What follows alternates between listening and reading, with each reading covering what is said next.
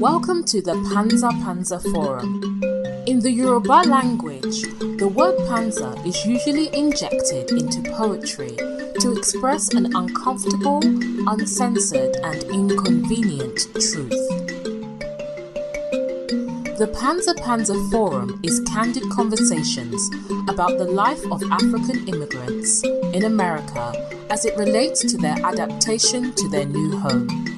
While some may find it easy to integrate and can balance between retaining the original African culture while accepting the culture of their new home, many continue to struggle to find a balance between both worlds.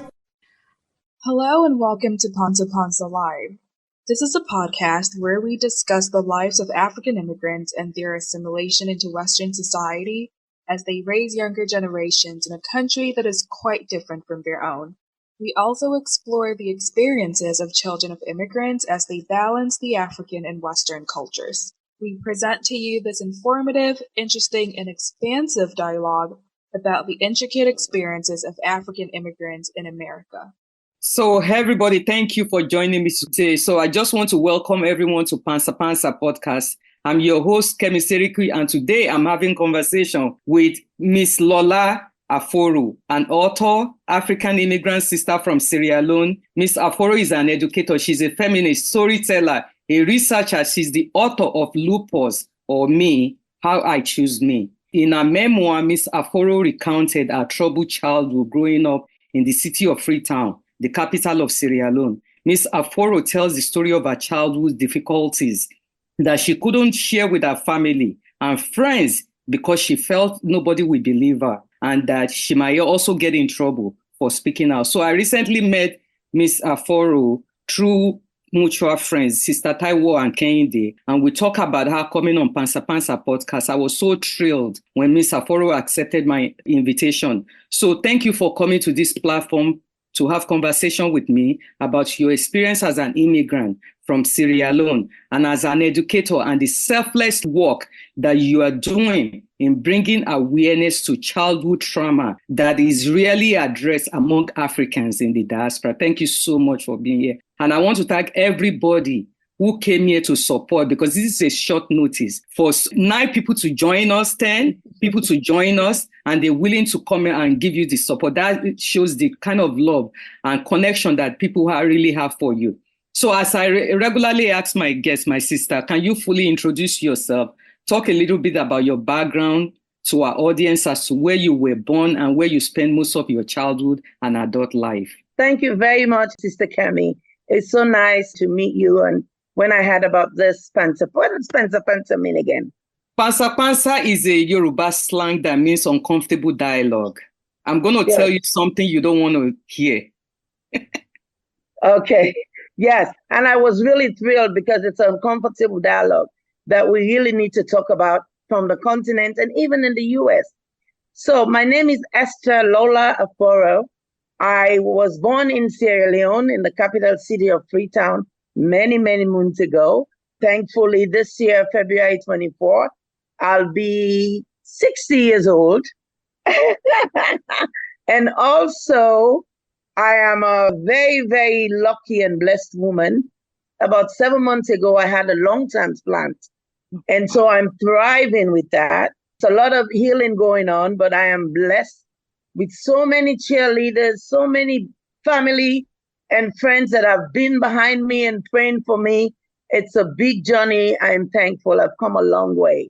I think that as a child in Sierra Leone, a lot of things, we'll talk about it here at the childhood business, but a lot of those uncomfortable situations that happened to me as a young girl has pushed me into a lot of my troubled years that I see in the future. But I was able to excel and move through it. Came to America, migrated as a young girl. I was only 18 going on 19, married. Then I came here, I went to school, studied I started with childcare, then I did accounting, then I did clerical, then I did hair, then I did nails, I did all kinds of certificates I was gathering. Just trying to find myself as a young girl without having somebody to direct me. Yes. Only my husband at the time. But then all of a sudden, I felt like I was more than that. So I went to a community college, got that community associate degree. Then I did a 4-year degree at Florida State University in management and public relations. Then I worked for about 10 years. I proceeded to get a master's degree in public relations and education at Georgetown University in master's, and I worked for Georgetown University. And then I've worked in many places. I worked at Emory University, at Georgetown, even went home and worked for the University of Sierra Leone for several years. But the illness and the struggle of life has brought me to this point.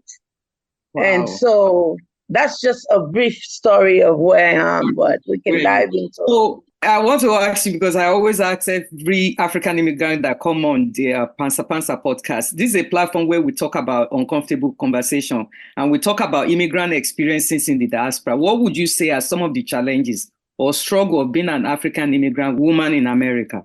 Oh my gosh. First of all, it all stemmed back to childhood. When I came here, I was only 18, 19, and my husband is older than me for about 10 years. And one of my first sad experience that I had is when I've never been to a female doctor, to OBGYN before. And so he had to take me to one. And when he took me to one, I didn't know what was going to happen. They had to open my legs and look at me and all that stuff. And, I went through a society in Sierra Leone they call FGM, female genital mutilation. That was... so when the doctors look at me, they were like, what happened? What happened to this girl? And then they called a bunch of people. They came and looked at me. I was so scared. I started crying. I'm like, what is going on? I was so scared. I was shaking. And my husband was like, what happened? I told him what happened. And then, and since then, I never want to go to any doctor. I just felt like that was my first really eye-opening and very difficult moment for me. In America, I really knew that I was different than a lot of women. And then I started researching and learning about it and knowing that. And I know that I had a lot of pain from that, but I didn't realize, because in Sierra Leone, most girls are like me. But when I came here, that was my first big eye-opener. So many other things as the way I talk, the way I act, the way I look. But I was able to overcome a lot of things because of my strong background. Yes, that's very powerful. And I hope that during that time when the doctor actually checked you and they were surprised about female genital mutilation experience that you went through, they're able to provide you some kind of counseling services during the time. Nothing like that. Nothing. I believe those doctors didn't even know they were shocked. Wow. That was in 1982. Wow, that was the doctors were shocked, and they didn't really know what was. Really, a lot of doctors were not really familiar. They were really shocked. I thought some of them were even scared for me, and they got me so panicked. I don't know if I had something, but thankfully, then I got pregnant. When I got pregnant, I had to go back and see OBGYN, and I refused. I told my husband, I'm not going anywhere. But I met a young girl, a Nigerian girl, who was FGM, and she's Muslim Hausa girl. She told me, she says, Lola, don't be scared. He said, I'm going to show you there's a place they call Planned Parenthood. He said, those people don't know about us. Come there, they'll help you.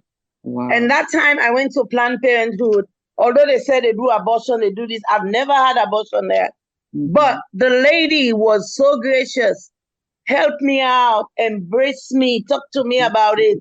And that was my first opening. That's why I really love the Planned Parenthood business. And my daughter that you see there, that was the baby that I had in my stomach. And I went to Planned Parenthood, and they really helped me out. And I'm so glad you mentioned Planned Parenthood, because when we as immigrants seeking medical help, medical care, you want to be in a space where there is cultural competency, whereby those who are giving you the services, they actually understand your culture and they make you feel comfortable, respectfully. And the patient will hear. And this is part of why the conversation within our community regarding us coming together to understand that we have to stand up for one another. Yes. And then it's also a sliding scale. It's something you can afford. And I mean, I thought it was really I only paid about, every time I go there, I pay $10 a week. And it was, I always look forward to going there. It was just a beautiful place. Like it made my pregnancy so good, and I believe in it, and it was just wonderful. That's very powerful. So what would you say surprised you mostly about America? Surprised me actually when I came is the food, because when I was coming, I'm like, I like okra, I like our vegetables, rice. I thought when I come to America, I will not see those things. When I went to the supermarkets, I was so happy when I saw like hot peppers. I saw okra. I saw these little things. That was really, for me, one of the things. I said, oh, well, I can survive here. I can mix spinach and okra. I can, and then I found palm oil. It was really good. So that was one of the food area that really impressed me. I mean, negatively, so many other things, but as people think you talk funny, I mean, I don't want to brag, but I think I look pretty. Yes, of everywhere. course. Everywhere. When I came, everywhere I go, people will just like, what a beautiful, are you from Africa? Really? African girls look like you? I'm like, of course, I just came. Yes. And I had some wonderful braids that was just, and I could braid, I came here in 2 days. I have more than 10 people want me to braid them. Oh, wow. I started making money right away because they were just like gravitating towards my braids. Yes. And then my husband said, you know what? We're going to make some money. So he made flyers. Before you know it, I was making money every week. So. And you have a good personality that attracts people to you. Yeah, people they were just attracted to me. And it was in the beginning, but you meet some rough things about challenges when you have accent.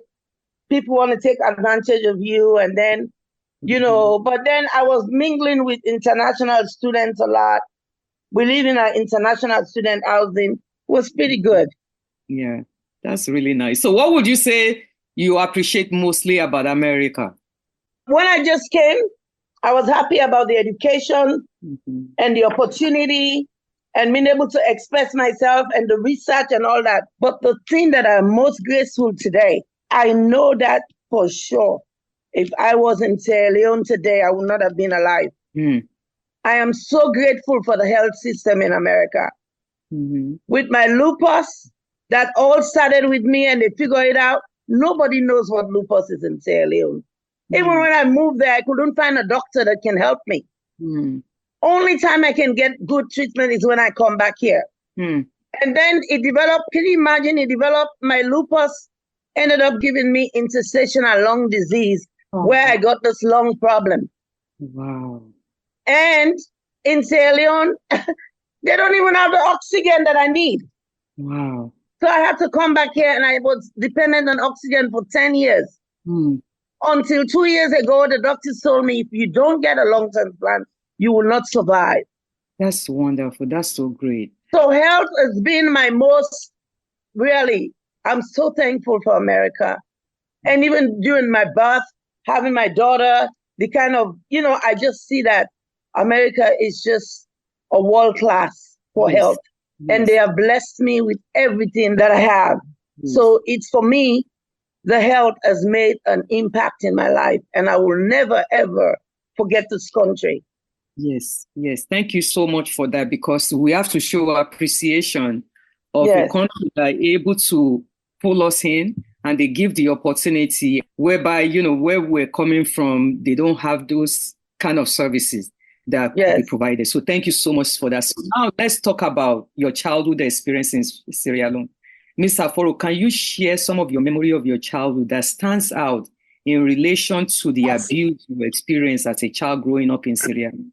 So first of all, I will just tell you that I came from a polygamous home.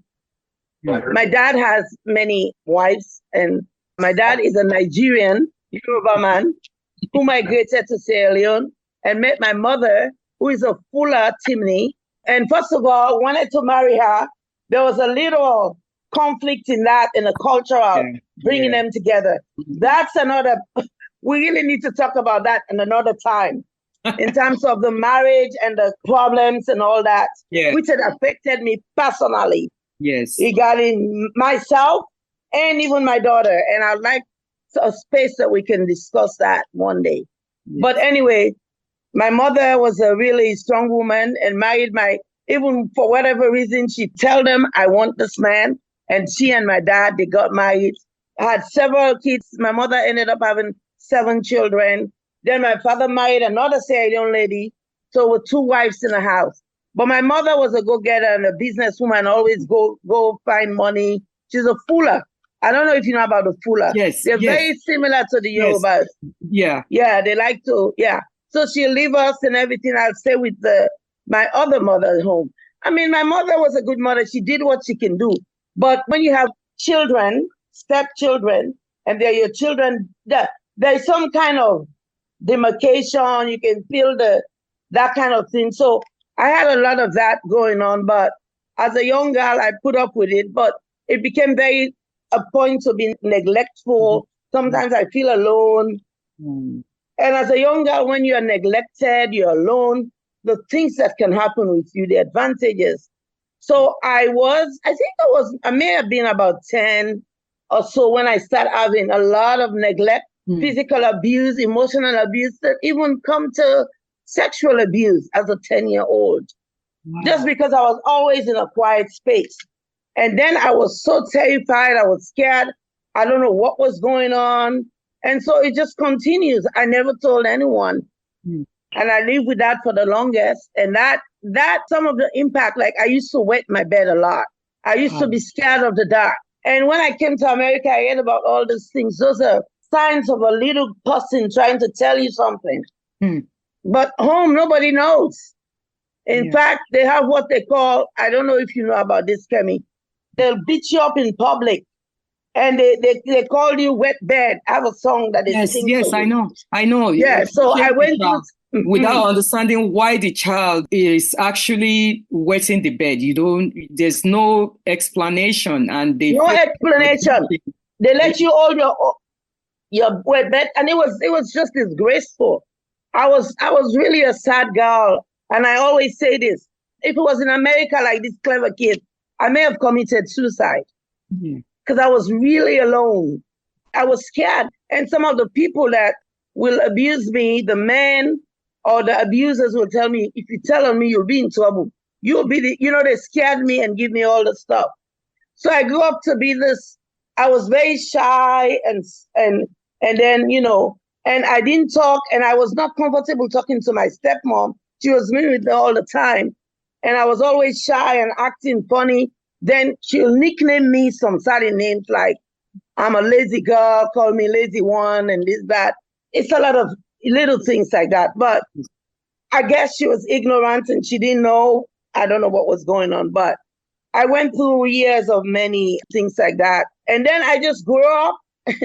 And one day I started fighting. I remember I went when I was about 12, I went for vacation up country. And I met this girl. I spent the night with the girl. At night, her brother-in-law came in the room and raped her in front of me. And after she finished raping her, he wanted to rape me too. That was my first fight. And after that, I kept fighting. I said, I will never let this happen to me again. And I started running and I started to talk, started to be strong. But then I met FGM that came, the female genital mutilation. That even added to my suppression. Yes. It really made me just went into depression. It was such painful, the most painful. I mean, just imagine they cut you and lay you down. They use razor blade and cut your clitoris and your labia. Yes. And I was only about 14. Wow. So it was really, after that, it was really tragic. I was so scared. And that made me I didn't want any man or anybody to ever touch my private parts. I was so defensive and so scared. All that has happened to me in the past, I will never let anyone, I don't even want anyone to touch me over there because it hurt for more than a year. Yes. Very painful. I remember after I came out of the bush from the society, when I was washing, I would bleed. Or when I walked my feet, it will hurt. It was really, really tragic. But anyway, I went through that until I met Leanne's father. He was 10 years older than me, and he was really, really nice and kind and gentle. Mm-hmm. And I was scared to do anything, but eventually he lulled me into it, and that's when I started to be relaxed. But I never wanted to do it. But, as I go older, I started to speak out. And then I came to America. I got a little bit liberated, Yes. a little reading and research. Mm-hmm. And, I decided I wanted to tell my story. It makes me feel relieved. Mm-hmm. But then it was because my husband was like 10 years older than me or more. And then I got married when I was only 18. That's very early. Yeah. And I was looking at him as a dad, I thought he was going to be the one to help me like he's been doing. But it turned out it wasn't. We came to America. It was a different story. Oh my God, that's so sad. It's so sad. And I know your story will impact so many people because I believe many African immigrants could relate to your story. So when you were going through these challenges as a child, did you reach out to anybody? I couldn't, because I've seen in the community when other girls are my age talk about it, they beat them. They beat them. They tell them they are lying. And even when I'm old like this, when I tell some of my family members and people, some of they don't believe me. Wow. Even now, but I know that I'm not lying. There are so many men out there and women out there. Why would I just make a story up as if I'm a dreamer? So I just decided I'm not even going to worry. That's why I wrote Lupus on Me, because I feel like that book will give a stage, because a lot of people don't know about lupus, but lupus is really related to stress. And when you're a young person or somebody, you've gone through so many stress, environmental and other things, stress come out and it works on your immune and you get sick. Sometimes you don't know where your sickness comes from. Yes. So this is why I wrote that book, so I can tell my story and let people know, as a young girl, the kind of challenges that I met, the kind of handling it all about myself, and then ended up divorcing my husband because he was abusive physically, mentally, emotionally, every way he was. And I just got tired of it. And when I left him, he abandoned me and my daughter, abandoned us completely. My daughter was only 12. He never spoke to us until he died. Never. Both of us. I raised my daughter with the blessing of the village, yes, which includes my family and close friends. Yes. And I'm proud of her because she has done excellent. Even though of the backlash and everything that we went through, she succeeded in life and went to college and made me proud. So I'm really thankful. Yes. Wow. That is, as a person who went through childhood traumatic experience, then coming to America, meeting your husband from Africa, from Sierra Leone, and you came to America, traveled together, and then he came here, he became abusive himself. Sometimes we don't even talk about how some of our men became who they are. Because when you grew up in a society that normalized domestic violence, yes, towards women, that it's okay to beat a woman, it's okay to beat your wife, it reflects back. Beat your wife, even if they don't want to have sex. That's, you feel like you've been raped. Yes. It's crazy, but I was here alone. I was only 18. And, I put up with it for a very long time. And the good thing is my daughter and I have a good relationship, and I tell her a lot of this stuff. And she saw a lot of this stuff. So, but anyway, I was a woman enough. A lot of my African community ladies, they look down on me and they shame me for leaving my husband. But later, a lot of them follow suit. They followed me, because most of our husbands are abusive. They abused us. And I said, I'm not going to stand up for it. And then I got sick with lupus. I didn't know where I got it from. It was really crazy. Yeah. That's why women, because of the cultural demand that a woman must have a husband, you have to be married, you have to have children. The women, in terms of their own feelings, their own welfare, is not being addressed. And that's why domestic violence continues to penetrate all over the places in different parts of Africa, and they normalize it. It's like normalizing abnormal behavior. and then you call it culture. You try to reference it that it's part of our culture or it's part of our religion. So it's okay if you beat your wife, it should be accepted. Yes, even in Sierra Leone, we've seen it. My daughter and I were there. When some girls would say, no, that's my husband. He's beating me so he can correct me. I'm like, it's crazy. When you were growing up in Sierra Leone, were there any moment of a breather or positive experience during your childhood? Kind of like anything that actually helped you to cope, that you kind of use as a way to cope? One of my way to cope is silent. You see, I'm very outspoken now. Yes. Everybody that knew me when I was little, they just thought she was quiet. Even my family, they're shocked. They are shocked because I speak my mind. I tell them exactly how I want now. Okay, so we were talking about the way I cope. So my way of coping was, I was just quiet. I think it was worse because I didn't talk. So because I was just quiet, people used it. My sisters, my brothers, my family, they misused me. I became like a doormat because I was scared that the world would fall on me. I was in a dark place for a long time. My coping mechanism was I read, I write, I had pen pals. I was by myself. I was very quiet, that people can actually move me from one angle to another. And I feel like because I was so quiet, I got abused a lot, sexually, emotionally. I was always like just running away. But now, when I know better, I am talking, I'm speaking, I tell you my mind. Sometimes when I tell my sisters, especially my family members, when I tell them how I feel, they get mad. But I said, I don't give a damn about how you feel. This is my feeling. I want to write this book. I'm writing it, and this is my story.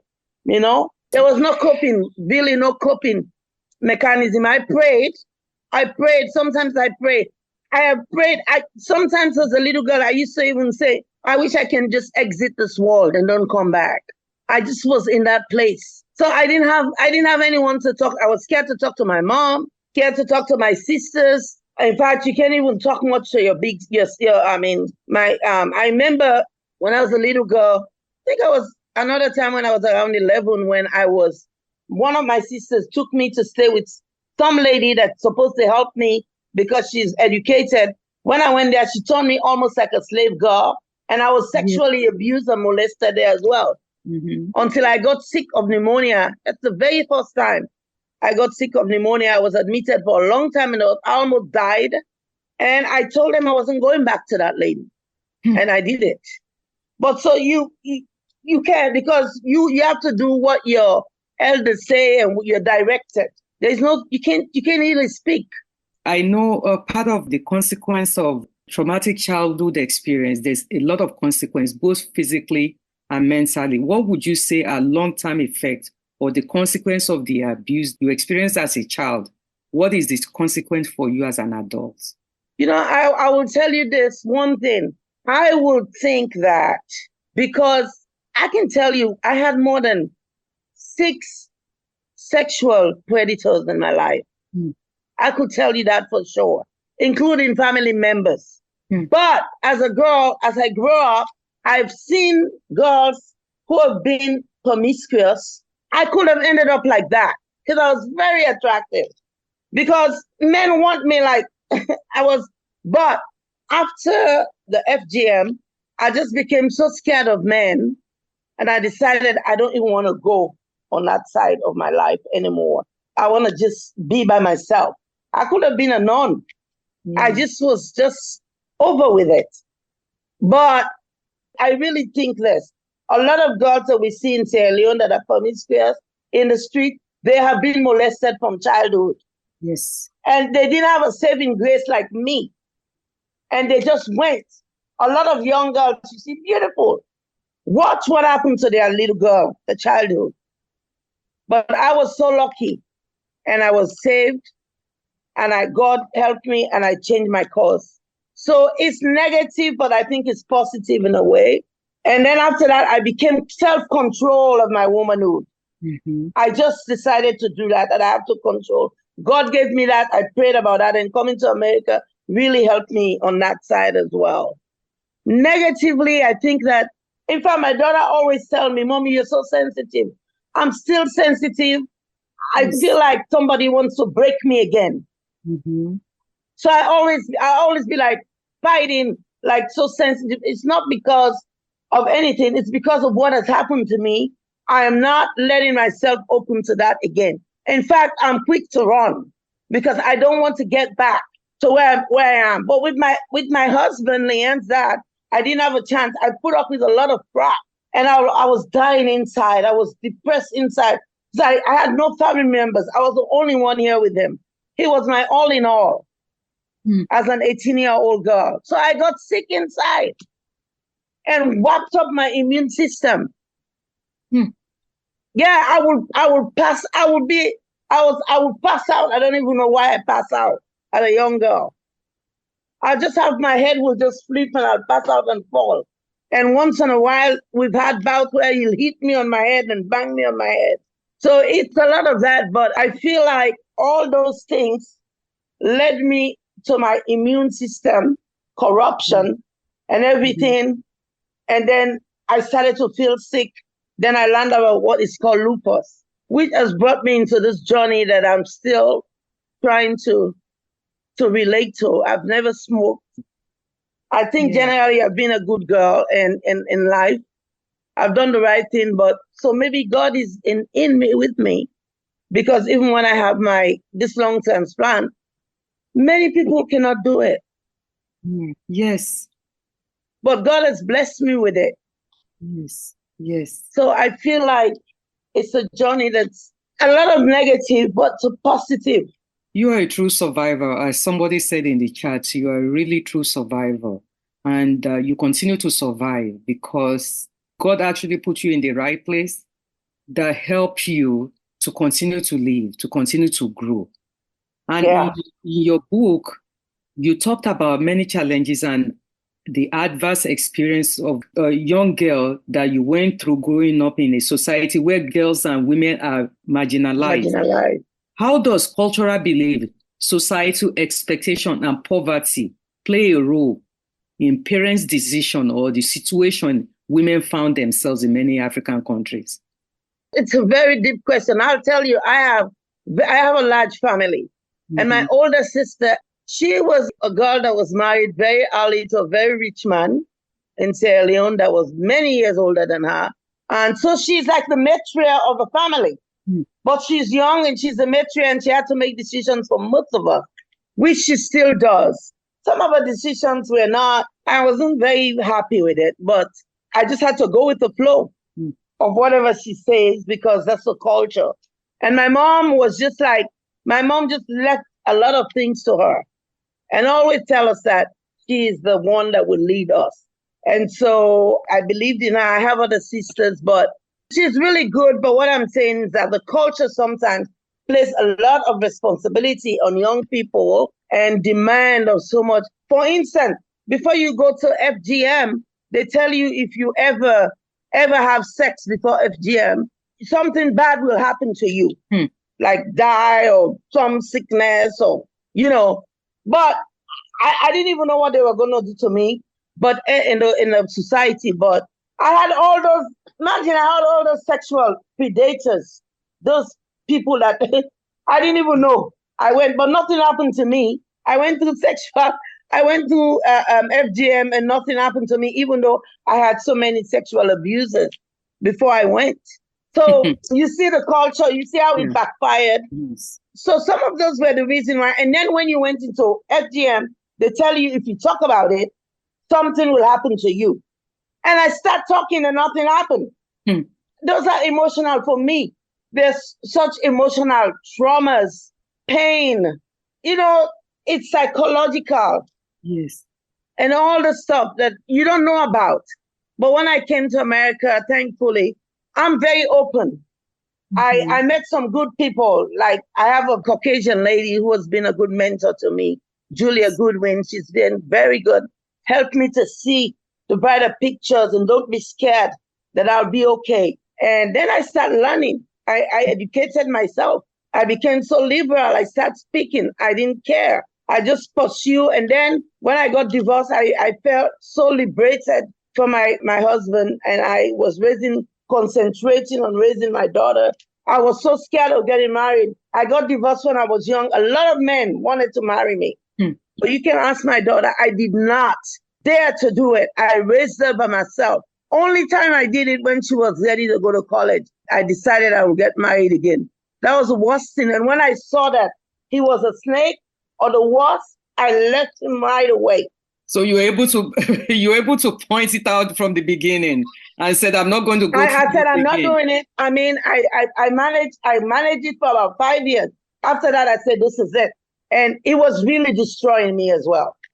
So after that, I've been writing. It's been more than 15 years writing and just, I dated, but I don't, as soon as you look like a fool, I'm throwing you out.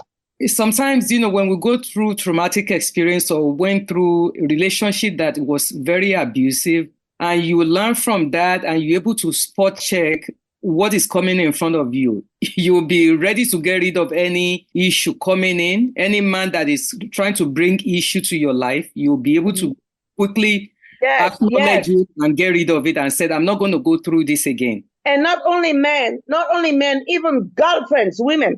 Yes. You're able to, even family members. Yes. Yes, you will. You will be able to say, you know what? You need to be in that distance from me. I love you from a distance.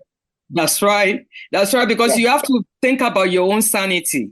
Exactly. Yeah. Especially now that I have 2 grandkids.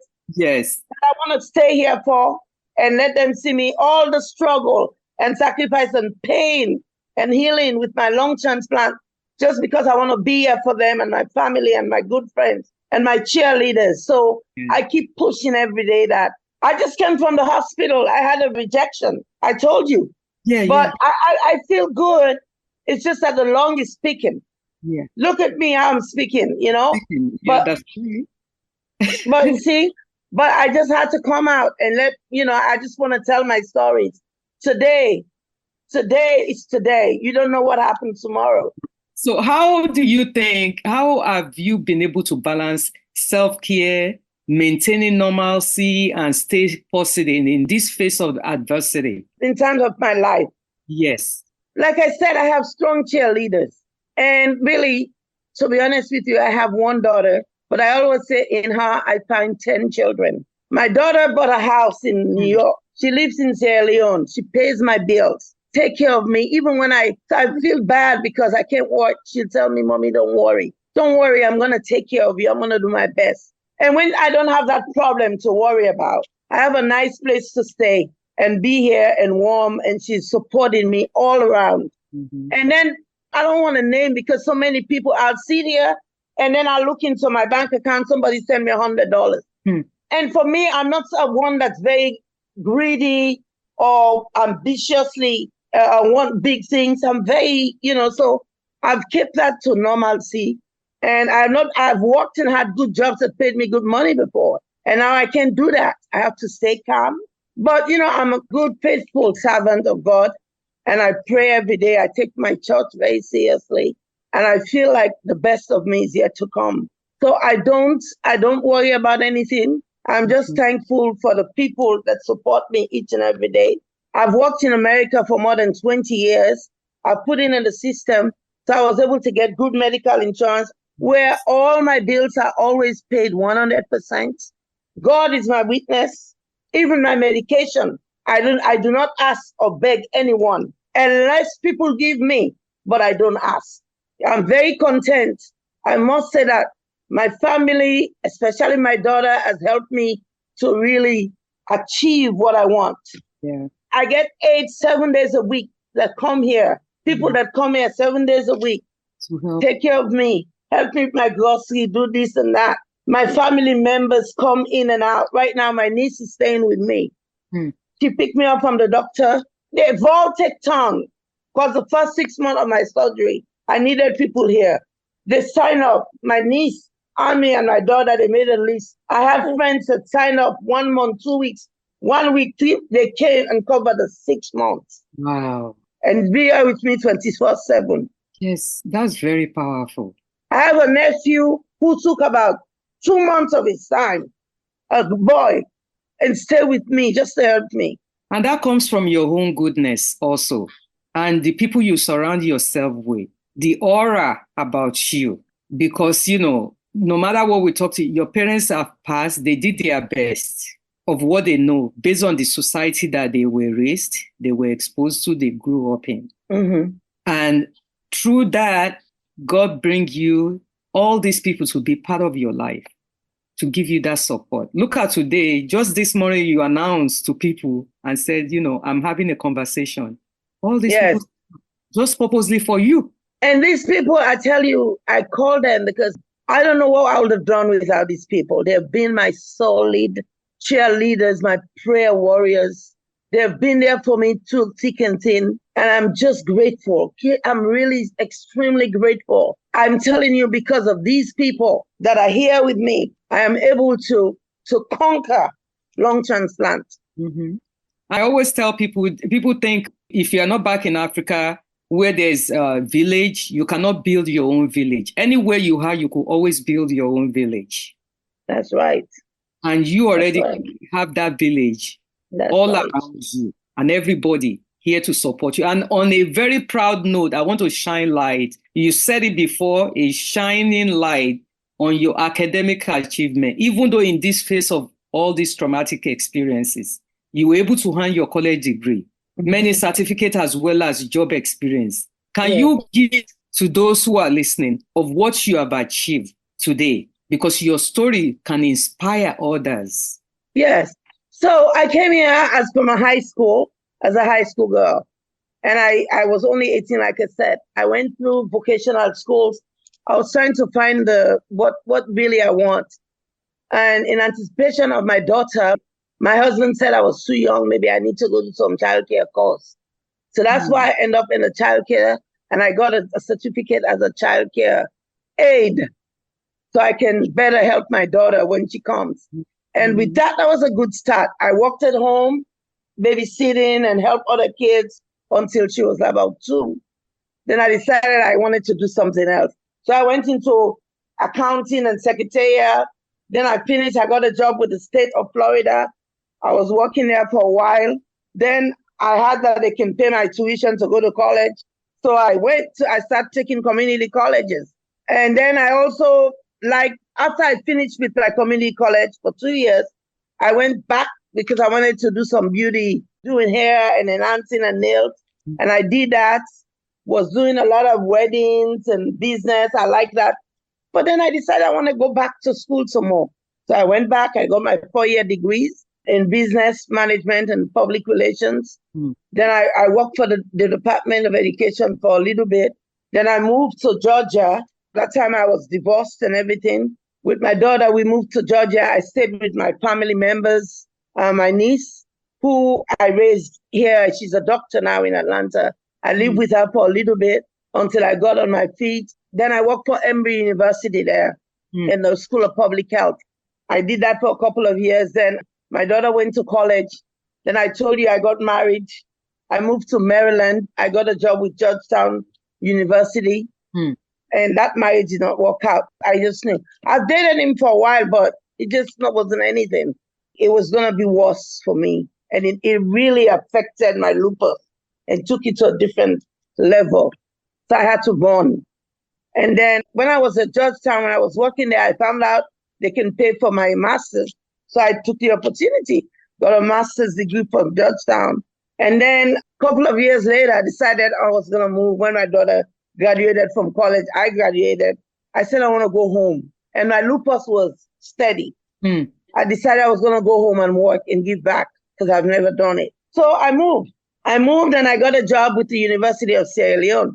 And I worked there as the director of planning for a little bit. Then after that, I did the head of the PRO, Public Relations Department of the university. I did a lot of exciting things. I worked with a lot of students, taking all my expertise from Emory and Georgetown University. I really impacted a lot of students doing career management, professional development. I really brought a lot of innovation in Sierra Leone, and I got a couple of grants from UNDP, United Nations projects that they have in Sierra Leone, and we did a lot of stuff.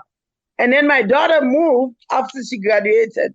She moved to Sierra Leone, and worked there as well and stayed with me. We enjoyed each other. Then she met her husband again.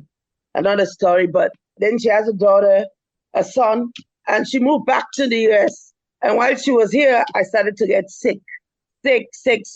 My lupus and my lungs started getting bad. And so she wanted me and said, Mommy, come and stay. You need to stay here and get well. And she really appealed to me. A lot of my friends told me, you will die behind Sierra Leone. You need to come. Until when I came one time, the doctors told me I need to stay. And that's when I stayed here. I stayed. Luckily, my daughter had moved and got a job and got a place in New York. And so that's how I started in New York to live here. And I'm glad that you listened, you came back and stayed. So when you came back. I couldn't. I mean, it was really bad that I couldn't do it anymore. And then COVID came, then Ebola came. I said, you know what? I'm safe here. So I stayed. While I was here in the beginning, I did some work around temporary work, but eventually I worked for the YMCA, helping the people that are transitioning in English to foreign language students. So I worked for them for a little bit and educating adult education there. While I was doing that, until COVID came, it all scattered. Then my lungs started getting so bad. A lung transplant was imminent, so I had to settle down and do what I need to do. That's wonderful. So how was your background helping building self-discipline and resilience, help you to develop ability to overcome all this adversity and adjust positively to a new life? Sierra Leone is very poor, impoverished, very poor society. And you've seen worse things. So a lot of things that people take for granted in America, I see it as nothing. Like I can go visit someone and say, sleep on the floor. I'll say, thank you. Real Americans wouldn't appreciate that, But like for me, I can sit down if I'm hungry right now, I can just have some rice and some palm oil or even get green bananas and boil them and eat them. It's not a big deal in terms of that. That has helped me to know that I have to moderate living here, right? Yeah. And then, the outcome, coming here as a young girl, what I've accomplished, meeting great people like the lady I told you about, Dr. Julia Goodwin. When I went to Sierra Leone and worked there, I impacted so many people. My Facebook friends, a lot of Sierra Leone students always shooting for me, rooting for me. Even at Georgetown University, I was working there. I have a lot of students, international students on my Facebook page because I was the coordinator of the international students in the MBA program. I mean, it's like the things that we exchange and the power over the years and things I've learned from them. Just the way I've fought.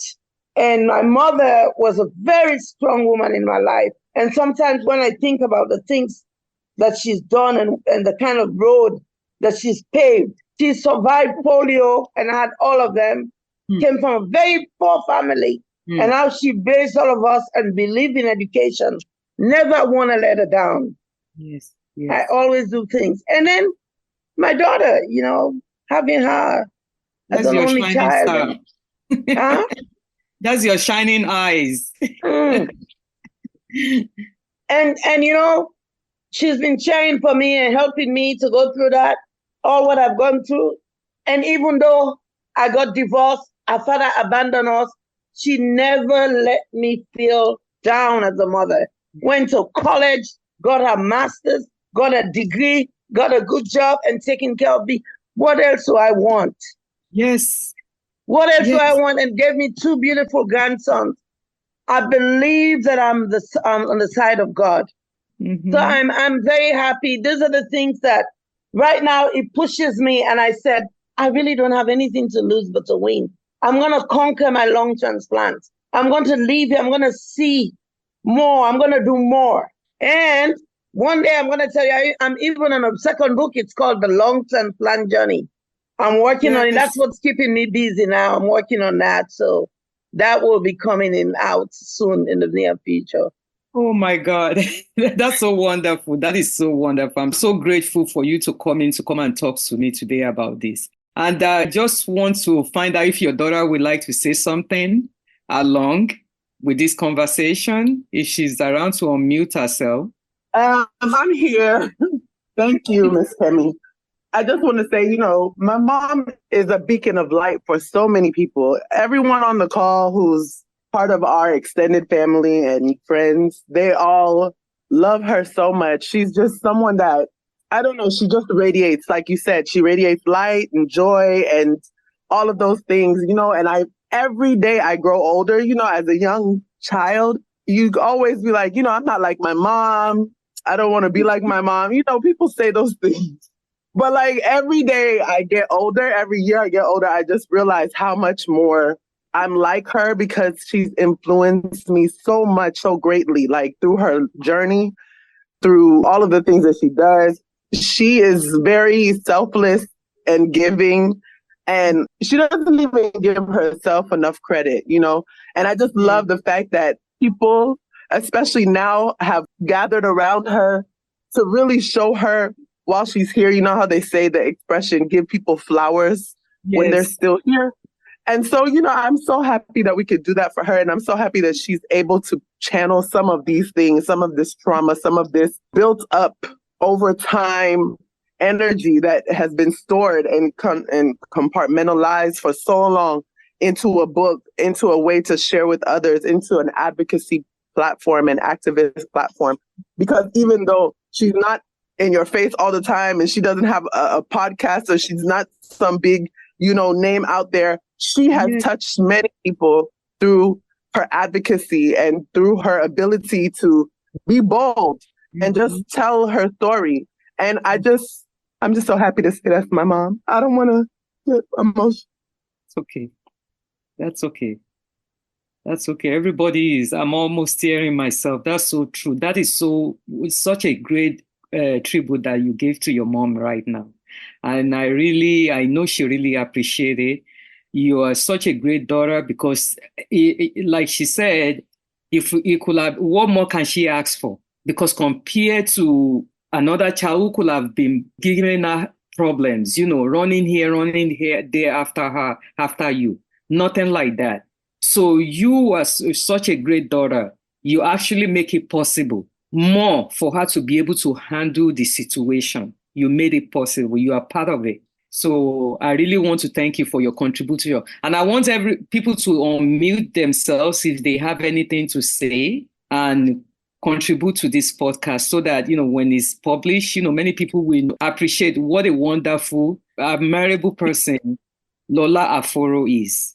Okay, this is Kathy from Tallahassee, Florida. And now I want to let you know, Esther has been a beacon.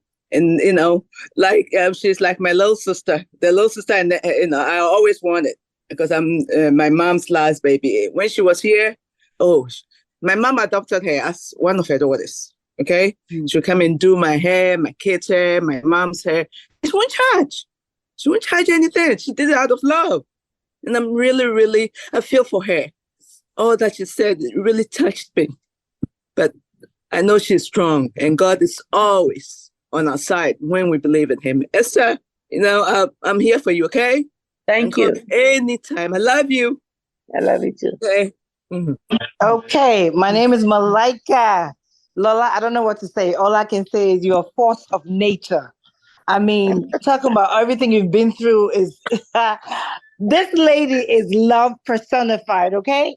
She is not perfect, but she's good. And that's why wherever you are, Lola, whatever you need, your needs are always covered. Amen. Just open your mouth and ask, because God has already given it to you. And you will live fully to testify the love of God in the land of the living. God bless you, and bless Leanne too. And those wonderful grandsons of yours. Thank you. Hey, my name is Hawa, and I am here in Georgia. I just want to say that, Lola, this lady here that you're speaking with today, she has tremendous impact in so many people's lives, and she has even no idea. She has no idea, because just like myself, when I first moved to the US and got married to her cousin, and I lived with her, and I'm saying this is after living with her for a year. And ever since she got it, met her, and my late husband told her, so you guys gonna be friends forever. And that's what happened, even though he's no longer alive. And Lola has been the big sister that I never had. And I've seen her, living with her for a year, I've seen how much people she has helped out. And she has been helping people the hardest time of their life. Like when somebody moved to America, that's when you have nothing, you don't understand nothing. Now, a lot of people after that, they go and grow and go to school and make money and all that. But she helped people when they first got here. Some people didn't have enough clothes or enough food. Some people, like myself, you don't even know where to go. You know, I have my own relatives, of course, but when I got married to her cousin, and we didn't even know where to go at first because he was in the military and he had to go out of state for 6 months. And we made calls to so many people before calling her. As soon as he picked up the phone and called her, this lady went and picked us up in the bus station at 3 a.m. in the morning after just calling her and asking, can I come to you and drop my wife off? She never met me before. We're not even from the same country. I'm originally from Mali, even though we are all Africans. But can you just imagine who will do that in America? That's the woman that you have today. No regrets.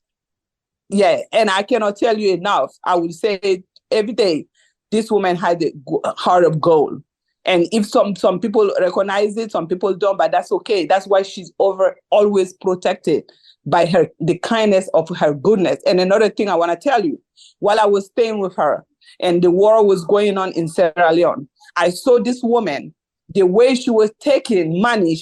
At that time, she was going to school and working. And she had her cosmetology license, and I was working with her doing hair and stuff. And she will take money out of her own bill, her bill's money, to send it to Africa to support her family. That's the type of woman you have on your plate today. She helps. She helps. When even her last meal, she will take it and give it to someone if she knows that person is in need. A last thing I want to mention to you, to your viewer, to know about this lady. Everything that she's going through while she's in the hospital, going through transfer and everything, ever since her mother passed away, she has an organization in Sierra Leone. Every Friday, she feeds tons of people. Every Friday, people that have no food in the house. She feeds them in the mosque over there in Sierra Leone every single Friday. When even during COVID, they would tie in the rice and give it to families so they can feed themselves. Somebody that is sick, she has no income right now, she's not working, but that will tell you what kind of heart she has. So some of us are here, we make like thousands and thousands of dollars a month, but look at what she can do with the little money that she has. So with that, I'll land my plane there. I had to say this to you. Thank you very much for having her. And she is so grateful. God has been blessing her, and he will continue to bless her because she has a heart of gold.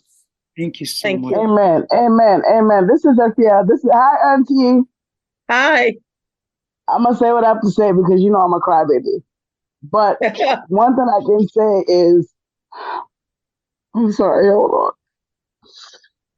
The way that you treated my mother, Abuna Wusu, your best friend, and Dr. Wusu, you know that my dad loved you to death until he died. I know. Your best friend visited my dad, and I told her, the one who lives in London, I forgot her name, and I told her I was going to come and visit him before, just period, and then he died. I say this to say, your spirit reminds me so much of my dad and my mom, because hearing the things that you have went through, I had no idea. And it makes me so sad to realize that you went through that as a child on your own. And I would need God to help me forgive those people who did that to you, because right now I feel so bad that I want all of them to be dead, because it's not right for you to go through what you went through. And your daughter, Leanne, I'm telling you, I used to come to the pool. We used to go to the pool together. You would do her hair. You would do my hair. You did Nana's hair. May she forever rest in peace. She loved you. Call Auntie Esther. I want Auntie Esther to do this. I want Auntie Esther to do this for me. And I want you to know that we love you so much. And we're going to start visiting you more. I'm just right here in Maryland, but continue to write your book. Tell everybody what you have to do. I would not be the strong woman that I am to be able to raise 3 boys by myself and leave an abusive relationship if I did not see what you went through, what I went through with even saying, I dated your husband's stepbrother. Yes. So the little abuse that I got from him, I don't see how you took it. Like, I was really homicidal, not suicidal. But because of the strength that you gave me, and I know you gave Leanne, and you stood on top of your feet, and you stood up on adversity, and you went to college, and you did all that you did in Tallahassee. Auntie Kathy is a witness. She knows. You are going to be blessed for the rest of your life and beyond. Amen. And your grandkids are kings already. And just know that the strength that you had as a child, you needed that because you were going to have a child called Leanne. And Leanne was going to have 2 boys that she was going to have to raise. And you needed to be strong for her. So I'm just going to leave it at that. I love you so much. And you are the best, Leanne. I know you're listening, and I know you're emotional too. But you're doing the best thing for your mom. And I love you so much for it, too. I'm proud of you. Thank you. Somebody raised their hand, Alimatu. Yeah, thank you so much, Kemi, for granting the space. And Miss Lola, Esther. Esther is a very powerful name. And you are a tower of strength. As an advocate myself, a survivor of FGM, I stand on a platform today, take that opportunity on behalf of all our colleagues, friends around the world, Sierra Leone. I'm a Sierra Leonean as well, but raised in the UK.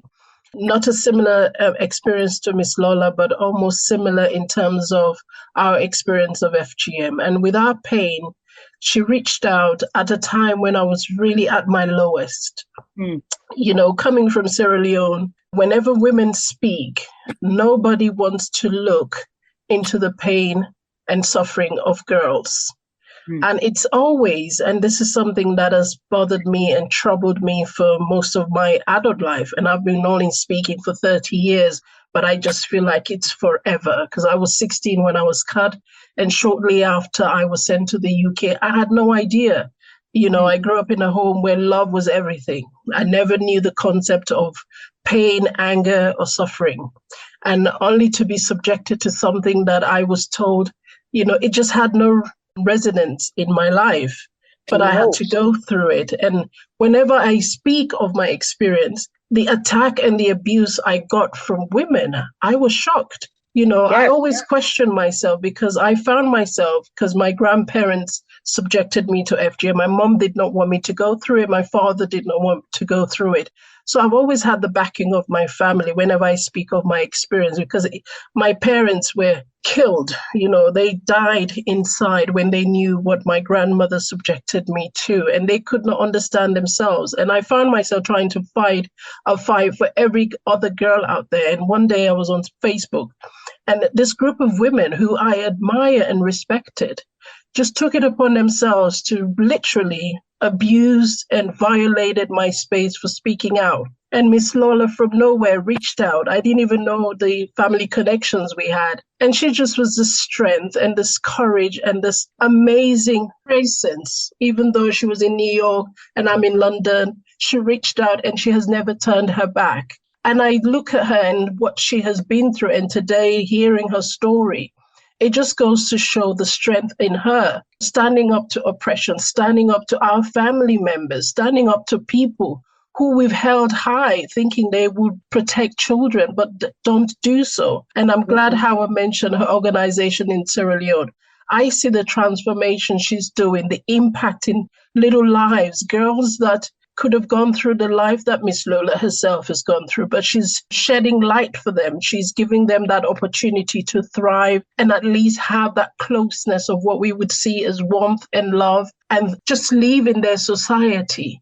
And so on this very occasion of this poignant moment, as much as it's sad to hear, I want to also say this is the victory that many of us have worked so hard, and to say no to abuse, because the minute you stand up, and I think it's Maya Angelou that said it really perfectly, the minute a woman speaks up, unbeknown to herself, she gives others that opportunity, that platform to stand and be counted. And that is what she has done. She has not just educated us around the challenges that we face as women and girls, but she's also put herself in that place to say, despite your predicament, you can excel. You can be whatever you want to be. Now, this is not something many Sierra Leoneans and particular women have in themselves. So to see a woman who perceived that and put that out there and say, you can be whatever you want to be, despite the limitations that society has placed on you, you can overcome. And I really admire her. And I am definitely looking forward to the new book. And you are this light, this ray of light that shines and puts smiles on other people. And you've made me love the color purple. I love the color purple. And you're an amazing woman. We love you. And Leanne, I wanted to go into the screen and just give you a massive hug. But this is why we want to be strong for our children. I have 2 daughters myself and a granddaughter, and they see that in us. And I can see why our children are so brilliant. So Miss Lola, sending you love from London, and have a great, great time and enjoy this moment. And God bless you. Thank you. God bless you. Thank you so much for everybody for contributing, for this great tribute. I really appreciate it that everybody actually showed up and they have so much good things to say. And that's very admirable. I mean, I'm speechless. For me to be speechless is something that doesn't usually happen. So how can a listener, I know you are working on so many other projects, Sister Lola. So what other projects are you working on now? Right now, really, I'm working on my health project. Okay. My healing. Your healing. My healing journey is my biggest project. A lot of tests. I see a doctor 2-3 times a week. It's my job. My doctor said that, listen, you don't need a job. You have a job. Let's do this and fight this. So right now, that's my biggest project. Going through healing and get ready for what's next to come. Yes. But I'm working on my book, The Lung Transplant Journey. Okay. It's keeping me busy. And every day I write a couple of hours a day. Hopefully by the end of this year, I should be able to pull it out. And then, of course, my Malayan sister talked about it. I feed in Sierra Leone. I have a feeding project that I named my mother. It's called Sijami Kitchen. And I feed every Friday, first Friday of the month, more than about 300 people. That comes out of my money that I have, my little money I get from the government as a disabled, and then disability money. And then I also get sometimes people donate. People just donate when I write about it on Facebook. I have a GoFundMe. People donate and just help, and they're just happy about what I'm doing. So I'm doing that, helping my daughters. The house is here. I help to take care of the house, just living my life. That's reading. Wonderful. My daughter bought me some puzzle books. I do puzzles. I eat well. I try to exercise and mingle with people as much as I can. Yeah. So how can a listener get your book that is already written? I know you're working on another book. Or the one that's already written, it's called Lupus and Me. It's on Amazon. I don't have the handle, but if you type Lola Aforo, Lupus and Me, it's going to come up on Amazon. It's a very small book, but concise and very good. You read it, you learn more about me, learn about lupus and Africa as a Sierra Leone in particular. Are you also connected on social media? You want to list the social media you connected? People could follow you to follow your story. I am. I'm Lola Aforo on Facebook. I am also on Instagram. I'm also on, WhatsApp, but if you type Lola Aforo, I'm sure you'll find me. I don't have the handle, but you'll find me. And I'm always open to talk. And, I'm glad that I have this platform with you. I've enjoyed it. Thank you so much. So in closing, I'm going to quote 2 African proverbs that says, however a tree may be tall, it will never prevent sun from shining. and that sun is shining on you. And the other one says, the rock that is in the middle of the sea does not fear the rain. Okay, so this true traditional African proverb demonstrates to us the importance of resiliency. Your resiliency continues to bounce back in the face of all these many adversity. And your story is truly inspirational, Ms. Aforo. Your ability to navigate difficulties with grace is sincerely commendable. So in closing, Pansa Pansa continues to normalize conversation about the importance of community engagement, about African immigrant experiences in America, childhood trauma, mental health, and physical health, and many more. So as I always say, as we continue to publicly discuss difficult issues within our community, we're shredding away stigma that is associated with uncomfortable dialogue. Thank you so much, Ms. Lola Aforo. I really want to thank your generosity, your vulnerability in sharing your experience with me today, and many others who may be transformed with your enlightenment after listening to this conversation today. Thank you again. I really appreciate you. Thank you so much. And thank you everyone for supporting me. I love you guys and God bless you. Love you too. Bye. Thank you for joining me today for another episode of Pansa Pansa Podcast. If you'd like to connect with me, you can email me at talk@pansapansa.org and follow me on Instagram at pansa.pansaforum. Remember, each story shared has the power to inspire, educate, and connect us. And I hope today's episode left you with a new perspective and insight. Join me next time for another deep dive into the extraordinary narrative that makes us who we are. Until then, be kind to yourself and to others.